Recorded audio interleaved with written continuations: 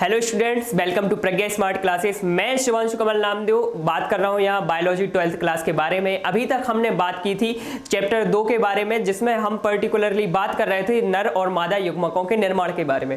नर और मादा युग्मक के निर्माण के बाद एक विशेष प्रक्रिया होती है जिसे हम कहते हैं परागण, और इस परागण की प्रक्रिया का बहुत महत्वपूर्ण स्थान है पूरे पादपों के लैंगिक प्रजनन में, क्योंकि यह एक ऐसी प्रक्रिया है जिसके संपन्न हो जाने के बाद ही निषेचन की प्रक्रिया होगी। निषेचन मतलब फर्टिलाइजेशन, जहां पर नर और मादा युग्मक आकर मिलते हैं और एक नए युग्मनज मतलब जाइगोट का फॉर्मेशन करते हैं।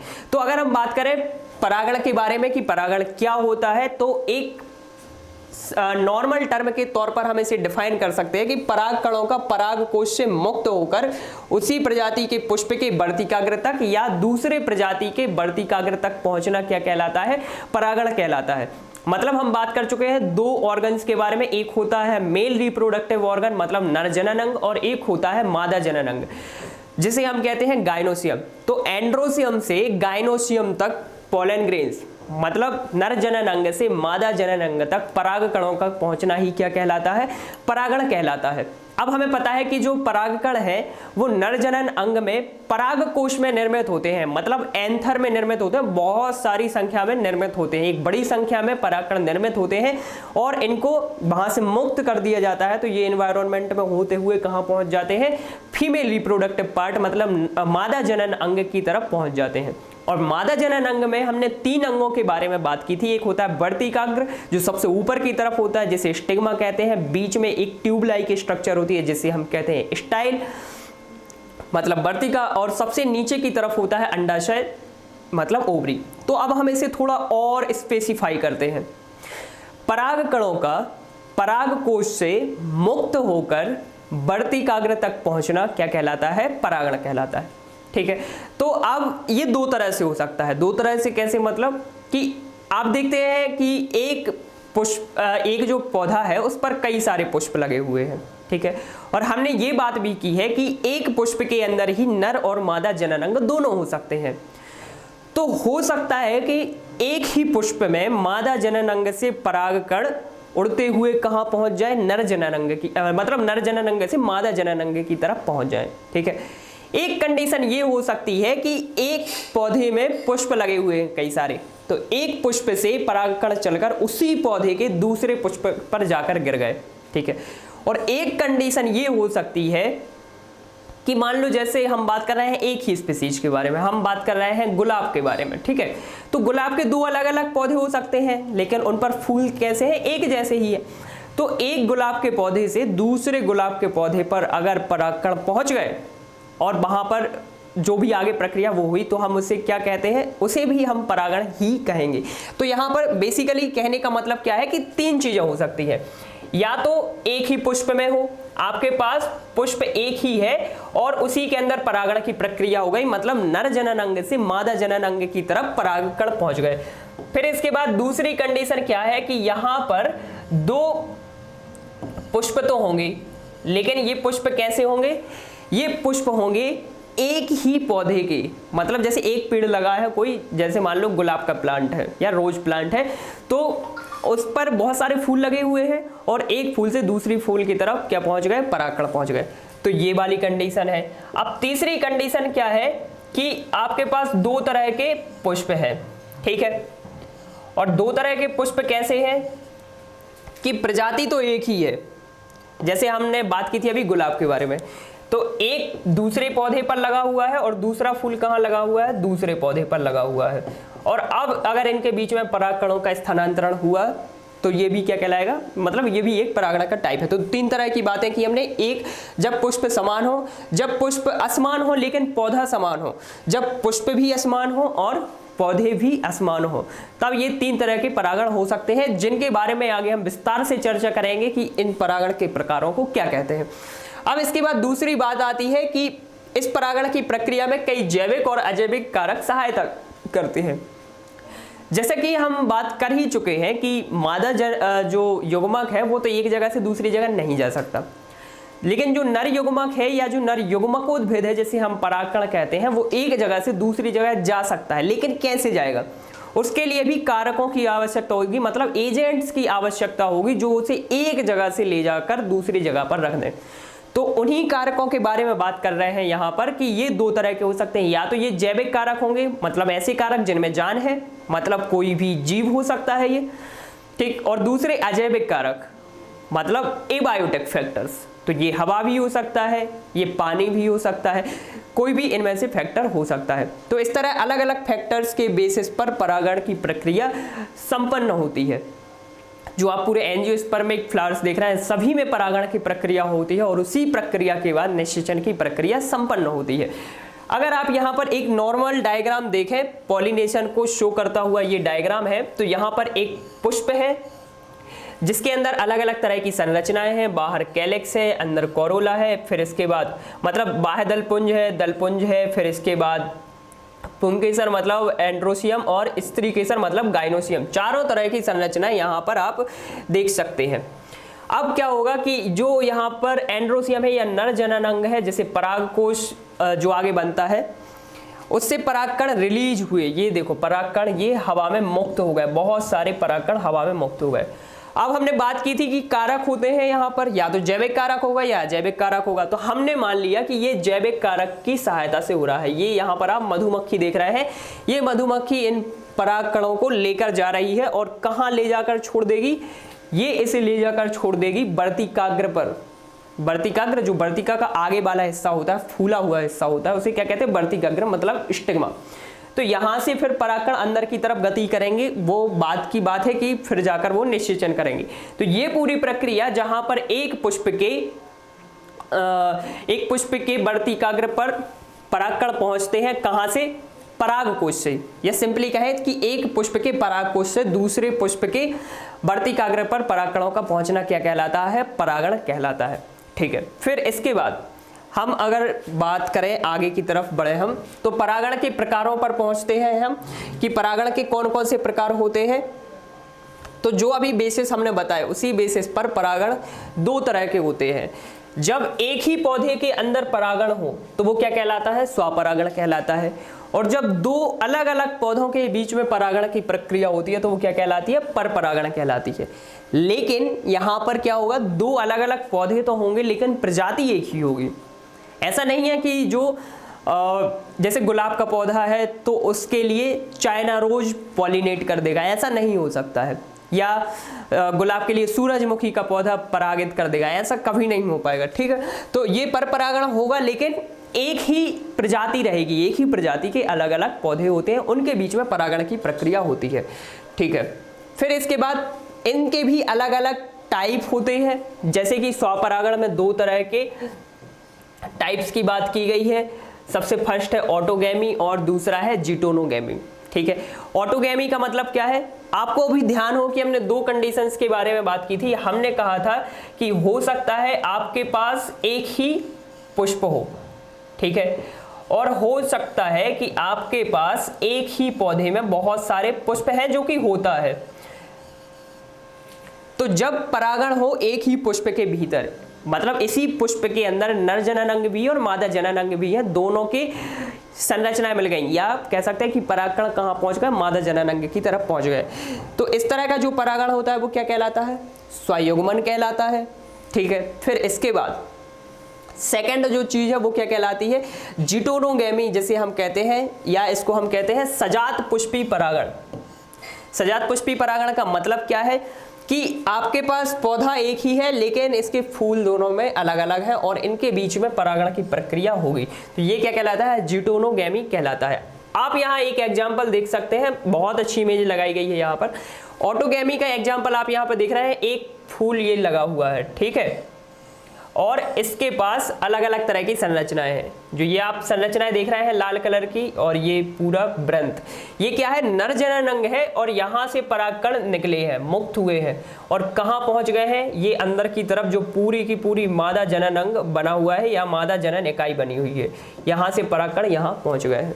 तो एक पुष्प के अंदर ही पूरी परागण की प्रक्रिया हो गई है। ये प्रक्रिया क्या कहलाती है, ऑटोगैमी कहलाती है। फिर इसके बाद जिटोनोगैमी, आप देख रहे हैं कि एक पुष्प ये है, दूसरा पुष्प ये है, लेकिन दोनों कहाँ लगे हुए हैं, एक ही पौधे पर लगे हुए हैं। अब क्या होगा कि एक पुष्प के परागकोश में परागकण निर्मित हुए बहुत सारे और वो हवा में रिलीज हो गए और वो उड़ते हुए कहां पहुंच गए, दूसरे पुष्प के वर्तिकाग्र पर पहुंच गए। लेकिन पौधा सिमिलर है, पौधा हमेशा समान है इसमें, ठीक है। तो इस तरह से दूसरा वाला जो परागण कहलाता है वो क्या कहलाता है, जिटोनोगेमी, मतलब हम इससे क्या कह सकते हैं, सजात पुष्पी परागण कह सकते हैं। और जो ऑटोगेमी है उसे क्या कहते हैं, हम स्वयुग्मन कहते हैं, ठीक है।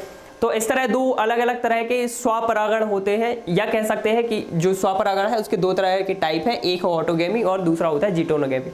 तो इनके एग्जांपल्स बहुत सारे हैं, नेचर में बहुत सारे एग्जांपल्स हैं जो सेल्फ पॉलिनेशन या स्वपरागण प्रदर्शित करते हैं, जैसे कि जो हम अपने आसपास या जो हमारे खाद्यान्न हैं जिनको हम कहते हैं जैसे गेहूं है या चावल है, व्हीट है, राइस है, पी, गार्डन पी जो मटर होता है, उन सभी में कौन सा परागण होता है, स्वपरागण होता है, ठीक है। इसके बाद फिर बात आती है परपरागण के बारे में। परपरागण में दो तरह के साधनों के बेसिस पर पॉलिनेशन होता है। परपरागण का मतलब जहां पर दो अलग अलग पौधों के बीच में, अलग अलग पौधों के पुष्पों के बीच में परागण की प्रक्रिया होती है, तो वो क्या कहलाती है, परपरागण कहलाती है। अभी हमने बात की थी कि दो तरह के साधन होते हैं, दो तरह के कारक होते हैं, एबायोटिक और बायोटिक, ठीक है। तो एबायोटिक मतलब जिनमें जान नहीं है, जो फैक्टर्स आपके आसपास है, जो पर्यावरण में मौजूद है। तो इनमें से एक महत्वपूर्ण कारक है वायु और दूसरा है जल। तो इनसे होने वाला परागण वायु परागण और जल परागण कहलाता है, ठीक है। फिर इसके बाद जैविक साधनों में अगर देखें, अलग अलग तरह के ऑर्गेनिजम्स आप देखते हैं अपने आसपास, देखते हैं बहुत सारे कीट हैं, बहुत सारे इंसेक्ट हैं, बहुत सारे बर्ड्स हैं, तितलियां हैं। तो ये सारे जो भी जीव हैं ये भी परागण में सहायता करते हैं और इनकी कैटेगरी के बेसिस पर इन्हें डिवाइड किया गया है। ऐसा परागण जो कीट के द्वारा होता है कीट परागण कहलाता है। फिर इसके बाद ऐसा परागण जो पक्षी द्वारा हो, पक्षी परागण। फिर इसके बाद चमगादड़ के द्वारा भी होता है परागण, और घोंघा मतलब स्नेल जो आप देखते हैं उसके द्वारा भी परागण होता है। तो इस तरह कई सारे जीवों के द्वारा परागण कराया जाता है नेचर में, ठीक है। और ये एक बहुत बड़ी कैटेगरी बनाते हैं, मतलब बहुत सारे ऐसे पौधे होते हैं जहां पर जैविक साधनों की वजह से या जैविक साधनों के माध्यम से क्या होता है, परागण किया जाता है, ठीक है। फिर इसके बाद अगर हम बात करें स्वपरागण के बारे में थोड़ा और विस्तार से हम अगर चर्चा करें, तो यहां पर हम एग्जाम्पल और देख सकते हैं। ऑटोगैमी, एक पुष्प के परागकोश से उसी पुष्प के वर्तिकाग्र तक स्थानांतरण। तो ये बहुत अच्छी इमेज यहां पर आप देख सकते हैं। पूरा पुष्प बना हुआ है, ये अंदर की तरफ आप क्या देख रहे हैं, ब्लैक आउटलाइन जो हमने बनाई हुई है, ये सारी क्या है, पंखुड़ियां हैं। और इनको क्या कहा जाता है, पेटल्स या पेटल्स कहा जाता है। फिर इसके बाद अंदर की तरफ ये क्या देख रहे हैं आप, एंड्रोसियम मतलब नर जनन अंग की ये इकाइयां बनी हुई हैं, जिन्हें हम क्या कहते हैं, पुंकेसर कहते हैं। और इसका शीर्ष भाग क्या बनाता है, परागकोश, जिसके अंदर बहुत सारे परागकण निर्मित होते हैं। फिर अगर अंदर की तरफ आप जाएं तो ये मादा जनन अंग पूरा का पूरा बना हुआ है। तो यहाँ परागकोश से बहुत सारे पराग विमोचित हुए और कहाँ पहुंच गए, वर्तिकाग्र पर। एक फूली हुई संरचना जो ऊपर की तरफ मौजूद है वो क्या कहलाती है, वर्तिकाग्र कहलाती है। और ये परागकण फिर अंदर की तरफ चलते हुए विकसित होंगे। तो जब एक ही पुष्प में ये सारी घटनाएं होती हैं परागण की, ये क्या कहलाता है, ऑटोगैमी कहलाता है। फिर इसके बाद जिटोनोगैमी, जिसके बारे में हम पहले ही बात कर चुके हैं कि पौधा एक ही है लेकिन आप दोनों जगह देख रहे हैं दो अलग अलग तरह के आपको पुष्प दिखाई दे रहे हैं और इन पुष्पों के बीच में परागण हुआ है, मतलब परागकणों का स्थानांतरण हुआ है। तो इसे हम क्या कहते हैं, जिटोनोगैमी कहते हैं। अगर स्वपरागण के फायदों की बात की जाए तो सबसे पहला फायदा तो ये है कि बहुत कम परागकणों की जरूरत होती है। ऐसा क्यों? ऐसा इसलिए कि जितने भी परागकण निर्मित होंगे उनके वेस्ट होने की प्रोबेबिलिटी बहुत ही कम है, क्योंकि परागकणों को एक पुष्प से दूसरे पुष्प तक जाना है या फिर उसी पुष्प के वर्तिकाग्र तक जाना है। तो जितने भी परागकण होंगे उनमें से मोस्ट ऑफ द पहुंच ही जाएंगे, या बहुत कम भी पहुंचे तो वहां पर पॉलिनेशन हो जाएगा। लेकिन इसके अगर आप अगेंस्ट में देखो, जैसे क्रॉस पॉलिनेशन, जहां पर एक पौधे से दूसरे पौधे पर जाना है, तो वहां पर परागकण जाएंगे लेकिन कुछ हवा में से होते हुए नीचे गिर जाएंगे, कुछ जाके पहुंच ही नहीं पाएंगे, कुछ को भक्षण कर लिया जाएगा किसी जीव के द्वारा। तो वहां पर चांसेस बहुत ज्यादा है कि पॉलन ग्रेन वेस्ट हो जाएंगे। लेकिन यहाँ पर कम पोलन ग्रेन से काम चल जाएगा, कम परागकणों से काम चल जाएगा, इसलिए जरूरत भी हमारी कम ही होगी। तो अगर कोई पुष्प कम परागकण भी निर्मित करेगा तो वहां पर निषेचन होने की संभावना ज्यादा है। ऐसा नहीं कि अगर परागकण कम निर्मित हुए तो परागण नहीं हो पाएगा या निषेचन नहीं हो पाएगा, ठीक है। तो सबसे बड़ा फायदा है ये। फिर इसके बाद शुद्ध नस्ल बनाए रखने में सहायक। शुद्ध नस्ल का मतलब होता है प्योर जेनेटिकल लाइन। अब इसका मतलब क्या है, जैसे कि आप स्वपरागण में देख रहे हैं कि कोई भी एक ही पुष्प हम ले रहे हैं, ठीक है। तो एक पुष्प से ही, चाहे वो मेल गैमेट हो और फीमेल गैमेट हो, वो कहाँ फॉर्म हो रहे हैं, एक ही पुष्प में पैदा हो रहे हैं। तो बाहर से कोई भी कैरेक्टर नहीं आ रहा है, बाहर से किसी, जैसे कि हमने देखा था ना कि अलैंगिक प्रजनन में एक ही जनक से संतति बन जाती है, तो कैरेक्टर, नए कैरेक्टर नहीं आते हैं। इसी तरह से यहाँ पर भी नए कैरेक्टर इसलिए नहीं आते हैं कि हमने मान लिया कोई एक प्लांट है, ठीक है, उसके किसी एक पुष्प के भीतर ही परागण हो गया, तो वहां पर नर भी उसी ने फॉर्म किया है और मादा भी उसी ने फॉर्म किया है, तो वहां पर कैरेक्टर हमेशा सिमिलर रहेंगे। इसकी वजह से जो आगे आने वाली जनरेशन होगी वो कैसी होगी, मोस्टली सिमिलर होगी, बहुत कम एक्सटेंट में वेरिएशंस या विभिन्नताएं होती हैं। तो ये क्या है, पेरेंट है, और ये आगे चल के क्या बनाएगा, प्रोजेनी या ऑफ स्प्रिंग, या क्या कह सकते हैं हम इसको, संतति कह सकते हैं, ठीक है। अब इसका फायदा क्या है, फायदा ये है कि मान लो इनके पास एक ऐसा जीन है जो इनको बैक्टीरिया या हानिकारक वायरस से बचाता है, जिसके कारण इस पौधे पर कभी भी कोई बीमारी नहीं होती है, किसी भी तरह की बीमारी नहीं होती, ऐसे जीन्स है इसके पास। तो अगर यहाँ पर शुद्ध नस्ल बनी रहेगी तो वही जीन आगे की तरफ ट्रांसफर होते जाएंगे हर पीढ़ी तक, ठीक है, और वही लक्षण वो प्रदर्शित करेगा। कहने का मतलब ये है कि अगर किसी पौधे में अच्छे लक्षण हम संचित कर लें और उसमें फिर सेल्फ पॉलिनेशन हो तो वो लक्षण हर एक जनरेशन में पहुंचते जाएंगे और वो लक्षण हमारे लिए कैसे होंगे, फायदेमंद होंगे। तो ये भी एक बहुत बड़ा फायदा है अपने आप में सेल्फ पॉलिनेशन अर्थात स्वपरागण का। फिर इसके बाद बीज निर्माण की सुनिश्चितता अधिक। हमने क्या कहा कि परागकण कम चाहिए होते हैं, परागकण कम चाहिए होते हैं, लेकिन एक चीज हमने साथ में ये भी कही कि यहाँ पर प्रोबेबिलिटी है कि बहुत ज़्यादा पहुँच जाएंगे। मोस्ट ऑफ द जो पोलन ग्रेन्स है वो कहाँ पहुँच जाएंगे, स्टिग्मा मतलब वर्तिकाग्र पर पहुँच जाएंगे। और अगर वर्तिकाग्र तक पहुंच गए हैं तो इसका मतलब ये है कि आगे चलकर फर्टिलाइजेशन के चांसेस भी बहुत ज़्यादा है, और फर्टिलाइजेशन की चांसेस ज़्यादा है, इसलिए बीज निर्माण भी यहाँ पर श्योर या डेफिनेटली बहुत चांसेस है कि यहाँ पर पॉलिनेशन होगा, ठीक है।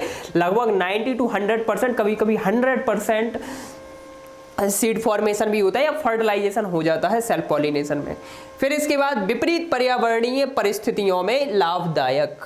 विपरीत पर्यावरणीय परिस्थितियों का मतलब क्या है कि जब आपके अंडर में ना हो, आपके कंट्रोल में ना हो एनवायरमेंटल कंडीशंस।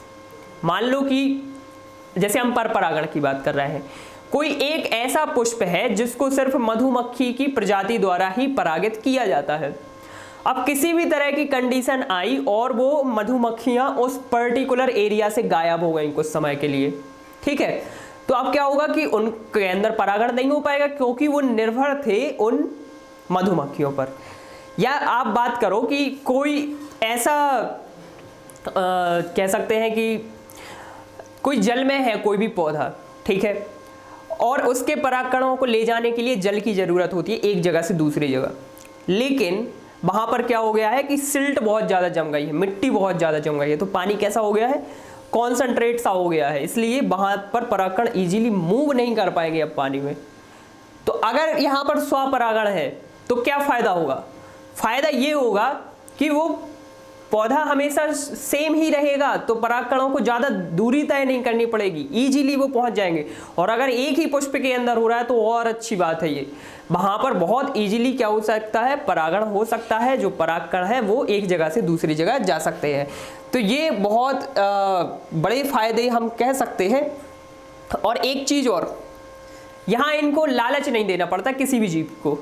जैसे कि पर परागण में लालच देना पड़ता है कि या तो फूल अच्छा होना चाहिए दिखने में, उसकी स्मेल अच्छी होनी चाहिए, वो नेक्टर प्रोड्यूस करने वाला होना चाहिए, किसी ना किसी तरह का आपको फायदा दिखाना पड़ेगा ना, तभी कोई जीव आएगा आपके पास। लेकिन यहाँ पर किसी तरह की जरूरत नहीं है, तो पौधे फूल जैसे भी हो, पुष्प जैसे भी हो, वहां पर काम चल जाएगा। ठीक है। और एक चीज जो हमने आपको बताई कि ये किसी पर भी निर्भर नहीं है, ना ये दूसरे पौधे पर निर्भर है, ना ये पर्यावरणीय कारकों पर उतने ज्यादा निर्भर है, जैविक कारकों पर तो और है ही नहीं। ठीक है। तो ये सारे गुण हैं जो स्वपरागण को मतलब एक अच्छी मेथड बनाते हैं। अगर आपके पास अच्छे कैरेक्टर हो तो ये एक जनरेशन से दूसरी जनरेशन तक इजीली ले जाएंगे। लेकिन हर चीज के जैसे दो पहलू होते हैं, हर सिक्के के दो पहलू होते हैं, each coin has two faces. तो यहां पर अगर इसके गुण हैं तो इसके दोष भी हैं। अब दोष कैसे हैं कि विभिन्नताओं का अभाव है, वेरिएशंस नहीं है। तो वेरिएशंस का क्या मतलब होता है, हम कहते हैं कि लैंगिक प्रजनन में अगर दो अलग अलग किस्मों की प्रजातियां सेम रहेंगी, किस्म अलग अलग किस्मों के युग्मक मिलेंगे, नर और मादा युग्मक, तो नर अपने कैरेक्टर लेके आएगा और मादा अपने कैरेक्टर लेके आएगी और दोनों का फ्यूजन बनेगा, एक ब्लेंड क्रिएट होगा जिसमें नए कैरेक्टर होंगे। उन दोनों के मिक्सचर से क्या बनेगा, नए कैरेक्टर बनेंगे। वो कैरेक्टर आपको आगे हेल्पफुल करेंगे, क्योंकि नर के अपने स्पेसिफिक कैरेक्टर थे, फीमेल के अपने स्पेसिफिक कैरेक्टर थे, और वो आगे जाके अच्छा इफेक्ट शो कर सकते हैं। ठीक है। हो सकता है कि नर में एक ऐसा जीन है जो किसी पर्टिकुलर डिसीज के लिए मारता है, और यहाँ पर एक जीन है जो किसी पर्टिकुलर डिसीज को रोक देता है। तो दोनों अगर मिल गए तो ये दोनों जीन क्या कर सकते हैं, अब दो अलग अलग डिसीजेस को रोक सकते हैं साथ मिलकर। ठीक है। लेकिन यहाँ पर विभिन्नताएं नहीं आ पाती हैं, क्योंकि एक ही तरह का पौधा है और उसके पास जीन हमेशा सेम रहेंगे। यहाँ पर सिर्फ वातावरणीय विभिन्नताएं हो सकती हैं जो सम्मिलित होंगी, ज्यादा यहाँ पर आनुवांशिक विभिन्नताएं नहीं आ पाती हैं, जिसके कारण अगर विभिन्नताएं नहीं आएंगी मतलब नए कैरेक्टर फॉर्म नहीं हो रहे हैं, और नए कैरेक्टर फॉर्म नहीं हो रहा है इसलिए नई किस्म का विकास नहीं होगा, नए किस्म का विकास संभव नहीं है। आपको कोई भी नई चीज फॉर्म करनी है, जैसे आपको कोई नया कलर बनाना है तो आपको क्या करना पड़ेगा, दो अलग अलग कलर आप मिलाओगे तब जाके कोई तीसरा कलर बनेगा। लेकिन अगर आप कह रहे हो कि यहाँ पे आपको नई किस्म बनानी है, तो दो सेम किस्मों को आप मिला के कैसे मतलब कोई नई किस्म बना सकते हो? क्या आप सफेद कलर को दो बार मिलाकर कोई नया कलर बना सकते हैं? नहीं बना सकते ना, प्रैक्टिकली पॉसिबल नहीं है। तो ऐसे ही यहाँ पर कि उनका जेनेटिक मेकअप सेम है, तो जेनेटिक मेकअप सेम है इसलिए कोई ज्यादा वेरिएशंस की आप उम्मीद नहीं रख सकते, इसलिए कोई नई किस्म या रेसेस यहाँ पर फॉर्म नहीं होंगे। फिर इसके बाद अंतः प्रजनन अवनमन, इंटरब्रीडिंग डिप्रेशन। जब एक जैसी जो पौधा है जो जिसमें जीन हमेशा सिमिलर चल रहे हैं, कोई भी जीन में चेंज नहीं आ रहा है, तो आगे चलकर ये अपनी गुणों को खोने लगते हैं। जो इनके पास गुण है वो सप्रेस होने लगते हैं, जो मतलब पर्टिकुलर काम ये कर सकते थे, जितनी इनकी क्षमता थी वो क्षमता कम हो जाती है, और जिसे क्या कहा जाता है, अंतः प्रजनन अवनमन। और यहाँ पर हम देखते हैं कि कंटिन्यूअसली वही पैटर्न फॉलो होता है, वही जीन आगे की तरफ मूव करते हैं, जिसकी वजह से इनमें अंतः प्रजनन अवनमन पाया जाता है। तो ये कुछ दोष है कि विभिन्नताएं नहीं होंगी तो नई किस्म में विकसित नहीं होंगी, और नई किस्मों का विकसित ना होना इस बात का संकेत है कि जैव विकास नहीं होगा। और जब भी हम बात करते हैं ग्रह के बारे में, पृथ्वी की कि पृथ्वी एक ग्रह है, तो एक जीवित ग्रह है क्योंकि यहाँ पर जीवन है, तो यहाँ पर मतलब कई सारी विभिन्नताएं आती है जिसकी वजह से जैव विकास होता है। आज हम देखते हैं कि इतनी सारी प्रजातियां हैं, तो वो सारा जैव विकास का नतीजा है। लेकिन यहाँ पर जैव विकास उतनी ज़्यादा अच्छे तरीके से इफेक्टिवली नहीं हो पाएगा। इसके अलावा जो आप इसका पुष्प देखोगे वो आपको लुभाएगा नहीं, वो बिल्कुल अट्रैक्ट नहीं करेगा, ना उसमें कोई ऐसी पर्टिकुलर स्मेल होगी, ना कोई कलर होगा, ना साइज होगी। ठीक है। और इसके अलावा बीज यहाँ पर बहुत कम बनते हैं, जो पुष्प का आकार होता है वो भी बहुत छोटा होता है। तो ये कई सारी चीजें भी हैं जो इसके दोषों में रखी जा सकती हैं। ठीक है। फिर इसके बाद आगे की तरफ हम चलते हैं, स्वपरागण को बढ़ाने की युक्तियां। स्वपरागण को बढ़ाने की जरूरत क्या है? अभी तो हमने कहा कि इसमें इतने सारे दोष हैं, लेकिन हम इसलिए बढ़ाना चाहते हैं क्योंकि यहां पर शुद्ध नस्ल कायम रहती है। पर्टिकुलर केसेस में बढ़ाएंगे, हम हमेशा नहीं बढ़ाएंगे स्वपरागण। हम ये देख रहे हैं कि किसी पुष्प में बहुत अच्छे कैरेक्टर हैं या किसी पौधे में बहुत अच्छे लक्षण हैं और हम चाहते हैं कि वो पीढ़ी दर पीढ़ी हस्तांतरित होते रहें या स्थानांतरित होते रहे ताकि हमें वो फायदा मिलता रहे। ऐसा मतलब कि कोई प्लांट है जहां अगर स्वपरागण हो जाए तो ये बहुत सारे फसल देता है, बहुत सारा प्रोडक्शन करता है, ठीक है। तो ये हमारे लिए फायदेमंद हो सकता है, हम उस पर्टिकुलर जीन को ट्रैक करेंगे और ये आगे की तरफ मूव करेगा। तो उसके लिए जरूरत ये रहेगी सबसे पहली कि आपको स्वपरागण कराना पड़ेगा। और स्वपरागण को अगर आप बढ़ाना चाहते हैं तो क्या होना चाहिए? उभयलिंगता। उभयलिंगता का मतलब ये है कि एक ही पौधे पर नर और मादा जनन अंग दोनों होने चाहिए, क्योंकि स्वपरागण हम देख ही चुके हैं कि या तो एक ही पुष्प में होगा या एक ही पौधे में होगा। तो ये तब हो पाएगा जब उस पौधे या उस पुष्प के पास दोनों तरह की संरचनाएं होंगी, चाहे वो नर हो या मादा हो, दोनों तरह की संरचनाएं होंगी। मतलब दोनों तरह की युग्मक मिलेंगे और दोनों तरह की बनेंगे और दोनों तरह की युग्मक आकर मिल जाएंगे, ठीक है। फिर इसके बाद समकालिकता, होमोजेनिटी। अब समकालिकता का मतलब क्या होता है? समकालिकता का मतलब होता है कि एक ही टाइम पर, एक ही समय पर नर जनन अंग और मादा जनन अंग विकसित होते हैं। तो नर जनन अंग जैसे कि हमने बताया स्टेमिन, जिसे पुंकेसर कहते हैं, या आगे जो चलकर परागकोश जिसमें एक मुख्य संरचना होती है। तो परागकोश हो गया, विकसित हो गया, उसमें परागकण बन गए।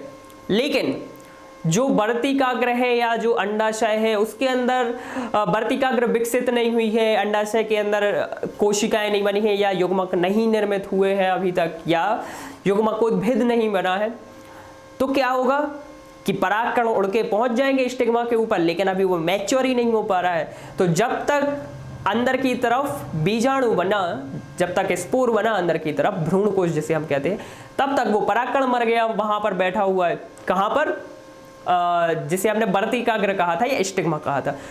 तो ये बहुत जरूरी है कि एक ही समय पर दोनों में विकास हो, एक ही समय पर दोनों विकसित हो। अगर नर विकसित हो रहा है तो साथ साथ फीमेल या मतलब मादा भी विकसित होगी। तो अगर नर परागकण आ रहे हैं तो मादा उसको तुरंत के तुरंत रिसीव कर सके ताकि आगे की प्रोसेस इजीली हो सके। तो समकालिकता, एक ही टाइम पर, एक ही समय पर दोनों तरह के अंगों का विकास होना और दोनों तरह की जो संरचना है, विशिष्ट संरचना है, वो निर्मित हो जाए। या कह सकते हैं कि एक ही समय पर दोनों अंगों का परिपक्वन, maturity of the sexual organs of both male and female at the same time, ठीक है। फिर इसके बाद अनुन्मील्य परागण। अनुन्मील्य परागण का मतलब क्या होता है? क्लिस्टोगैमी हम इसे कहते हैं। अनुन्मील्य परागण को एक एग्जाम्पल के थ्रू समझा जा सकता है। दो तरह के पुष्प है, एक होता है बायोला जिसे कहा जाता है, और दूसरा जो फ्लावर है उसका नाम होता है कॉमेलिना। हो सकता है कि आपने इनको आसपास देखा हो, लेकिन इनके वैज्ञानिक नामों की वजह से आप इन्हें पहचान नहीं पा रहे हैं। तो आप इन्हें नेट के माध्यम से सर्च करके इनके बारे में जानकारी एकत्रित कर सकते हैं। तो दो तरह के पुष्प है, एक है बायोला और एक है कॉमेलिना। अब इनमें दो तरह के पुष्प निर्मित होते हैं। दो तरह के पुष्प कैसे निर्मित होते हैं? इनमें मतलब एक होता है कैस्मोगैमस फ्लावर, ठीक है, और दूसरा होता है क्लिस्टोगैमस। दो तरह के पुष्प यहां पर निर्मित होते हैं। तो एक पुष्प ऐसे कि इनके नर जनन अंग भी खुले हुए हैं, या कह सकते हैं कि पूरा का पूरा पुष्प खुला हुआ है, नर जनन अंग भी दिख रहे हैं आपको, मादा जनन अंग भी दिख रहे हैं, ठीक है। तो यहां पर जब परागकण निर्मित होंगे तो चांसेस है कि वो उड़ के हो सकता उसी पर गिरे या कुछ परागकण उड़ते हुए दूर चले जाए। मतलब सेल्फ पॉलिनेशन की प्रोबेबिलिटी को ये थोड़ा सा कम कर सकता है। लेकिन इसके अलावा इसके पास दूसरे प्लांट फ्लावर भी होते हैं जिनको क्या कहा जाता है? क्लिस्टोगैमस फ्लावर जिनको कहा जाता है। इनमें क्या होता है कि ये जो पुष्प होते हैं ये हमेशा बंद रहते हैं, हमेशा मतलब एक पर्टिकुलर टाइम तक। वो पर्टिकुलर टाइम क्या होता है? ये हमेशा बंद रहते हैं और उस पुष्प के अंदर ही नर संरचनाएं और मादा संरचनाएं उपस्थित होती हैं, ठीक है। जैसे आप ये देख रहे हैं, यहाँ पर कैस्मोगैमस फ्लावर है और नीचे की तरफ क्या है? क्लिस्टोगैमस फ्लावर है। तो इन्हें आप देख रहे हैं पूरी तरह ये खुले हुए हैं, लेकिन जो अंदर नीचे की तरफ आप देख रहे हैं क्लिस्टोगैमस फ्लावर्स, ये बंद है। तो इसी के अंदर नर और मादा संरचनाएं भी बंद होंगी। तो अब प्रश्न आता है कि ये कब तक बंद रहते हैं? ये तब तक बंद रहते हैं जब तक कि अंदर ही अंदर परागण नहीं हो जाता। ये खुलेंगे ही नहीं, ये कहेंगे कि भाई हमें खुलना ही नहीं है, जब तक परागण आप नहीं कर लोगे हम नहीं खुलेंगे, क्योंकि हम चाहते हैं कि यहाँ पर स्वपरागण हो, और स्वपरागण होने के लिए अंदर की तरफ नर और मादा दोनों उपस्थित ही है। तो नर से परागकण जाएंगे और मादा की तरफ पहुंच जाएंगे, और जब परागण हो जाएगा तब ये पुष्प खुल जाते हैं और आगे चलकर विकसित हो जाते हैं। तो ये एक नेचर की स्ट्रेटजी है कि हम चाहते हैं कि भाई यहाँ पर सेल्फ पॉलिनेशन ही होगा और हम सेल्फ पॉलिनेशन करके ही रहेंगे। तो नेचर ने क्या किया, एक ऐसे तरह के फ्लावर डाल दिए जो बंद रहते हैं परागण होने तक, जिनको कहा जाता है क्लिस्टोगैमस फ्लावर। जब तक ये परागण नहीं कर लेंगे ये पुष्प नहीं खुलेंगे। इनके अंदर परागण हो जाएगा तो पुष्प खुल जाएंगे और आगे चलकर विकसित हो जाएंगे, एक फल के रूप में, या जो भी बीज है उसका निर्माण ये करेंगे। तो नेचर ने ये बहुत अच्छा फीचर इनमें इंक्लूड किया हुआ है। और जबकि जो दूसरे तरह के फ्लावर की बात हमने की है, जिनको चेस्मोगैमस फ्लावर या कैस्मोगैमस फ्लावर कहते हैं, ये हमेशा खुले हुए होते हैं, एक्सपोज्ड। नर जनन अंग भी, जैसे नॉर्मल फूल जो आप देखते हैं वो क्या कहलाते हैं, चेस्मोगैमस फ्लावर कहलाते हैं। इसके अलावा ये दूसरा स्पेशल कैरेक्टर है, ठीक है। तो ये कुछ स्ट्रेटजी है जिसके थ्रू स्वपरागण बढ़ाया जा सकता है।